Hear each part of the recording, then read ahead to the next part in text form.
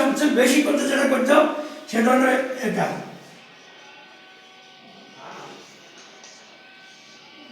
সকলের জন্য অপমানিত হইতে হবে। যে কেউ অপমানিত হবে না সে জীবনে সফল হতে পারবে না। আর এই অপমানের পেশা সবচেয়ে বেশি আমি কাজ করি। কিভাবে? আমি যদি কাউকে ওষুধ দিই, রুগী ভালো হলে ধরুন প্রেগনেন্ট চাচ্ছে মহিলা, বাচ্চা হলে মিষ্টি নিয়ে যাবো, আর যদি কোনো কাজ নেওয়া সবার আগে আমার একটা কাজে দেবে। তাহলে এই চ্যালেঞ্জিং পেশা কিন্তু আমি সবার আগে থাকি, ঠিক কিনা?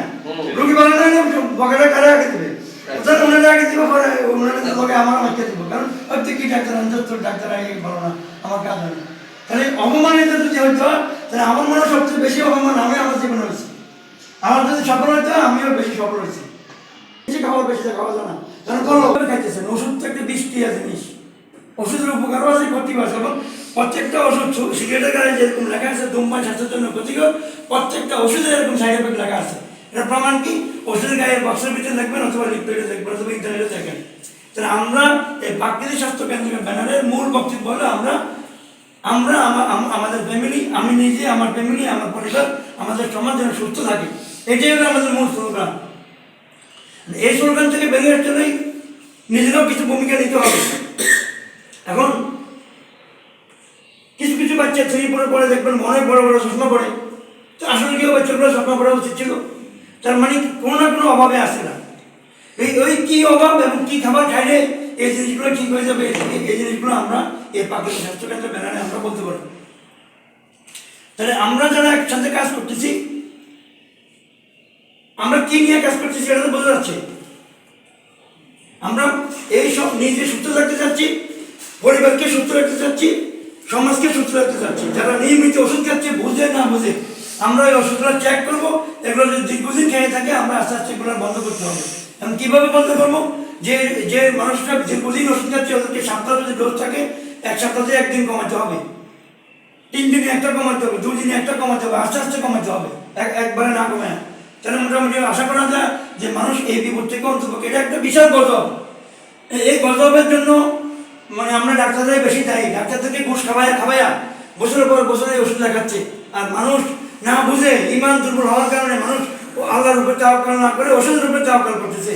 এই বছরের পর বছর ওষুধ খাচ্ছে। ওষুধ কি মানুষকে বাঁচিয়ে রাখতে পারবো?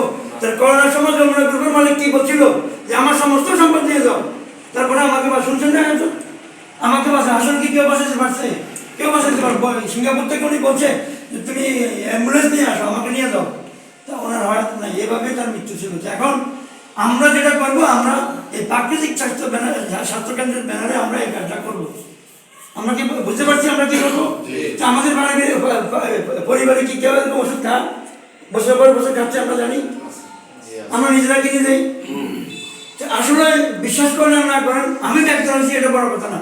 বড় কথাটা হলো এই জিনিসটা আমাদের কোনো কাজ করে না। আপনি ধরুন ডিম আপনি কটা খেতে পারবেন? একটা না, কয়দিন খেতে পারবেন? তারপরে এটা জমা থাকে, এটা ধ্বংস হয় না। বিশ্বাস করেন না করেন, এটা একটা নিজস্ব কি সিগারেট খেলে তো ধোঁয়া উঠে থাকা, এটা এরকম না। তাহলে এটা কীরকম সিনথেটিক জিনিস, 100% কেমিক্যাল হয়ে গেছে। এখন এটা খাইয়া মানুষের এই যে আমরা খুব ছোট্ট একটা রোগ নাম জানি, 2-1 শব্দ, CA নাম শুনছি আমরা। CA মানে কি জানেন? CA মানে হলো ক্যান্সার। এই ক্যান্সার নামক এই রোগ, এই জন্য শুধু ওষুধ দায়ী, আর কিচ্ছু না। আর আমাদের খাদ্য অভ্যাস, 1 নম্বর অভ্যাস হলো আমাদের যারা বাবুর্চি, হোম মিনিস্টার, ওনারা কি করে মশলা দিলে চাল বেশি দেয়। আগে আমরা দেখতাম আম্মা এতটুকু একটা বোতল চাল কিনলে 1 সপ্তাহ যেত। এখন এই কথা এখনকার বোতলকে বললে মাথা বাড়া দেবে। এখন আমাদের 5 লিটার হলেও হয় না। তাহলে ওই খাদ্য অবস্থার কারণে আমাদের বেশি কষ্ট হচ্ছে। তা আমরা আশা করি কিছুটা বোঝাতে পারছি যে আমরা কেন প্রাকৃতিক স্বাস্থ্যকেন্দ্র কম দেখি, অস্পষ্ট। তা আসলে ওনাদেরকে যদি আমরা খাদ্য অভ্যাসটা দিতে পারি যে আপনি এই খাবার খাইলে আপনার চশমা পড়তে হবে না, তাহলে এটা ভালো কি খারাপ? ভালো। তা আপনি কি জানেন কি খাবার খাইলে চশমা পড়ানো লাগে না? জানেন না? এবার আমি বলি জানেন তো, আপনার শুনছেন কিনা জীবনে গগের গাছ ধরো শুনছেন? ছোট মাছ আর ভিটামিন A, এই 3 খাবার খেলে জীবনে আপনার চশমা পড়তে হবে। তার কারণ কি? তার কারণ হলো এই গাজরের প্রচুর পরিমাণ ক্যারোটিন আছে। এই ক্যারোটিন আই হেলথকে খুব ভালো রাখে। ছোটো মাছ তো ক্যারোটিন আছে, আর ভিটামিনের সরাসরি চোখের জন্য। এখন আমরা যখন চোখের ডাক্তারের কাছে যাই, উনি কোনোদিন চোখ ফার্মা বছরের মধ্যে চশমা দিতে পারছে? তার মানে ওনার কাছে কিছুই নাই, উনি মাপার পরে উনি পারে, এর আগে আর পারে নাই। এখন আরেক নতুন ডাক্তারই শুরু হয়েছে, সেই ডাক্তার হলো এই আমরা যখন ডাক্তারের কাছে যাই, ডাক্তার আমাদেরকে টেস্ট লিখে দেয় না। এখন আমরা কি একজন বলতে পারবো ডাক্তার কেন টেস্ট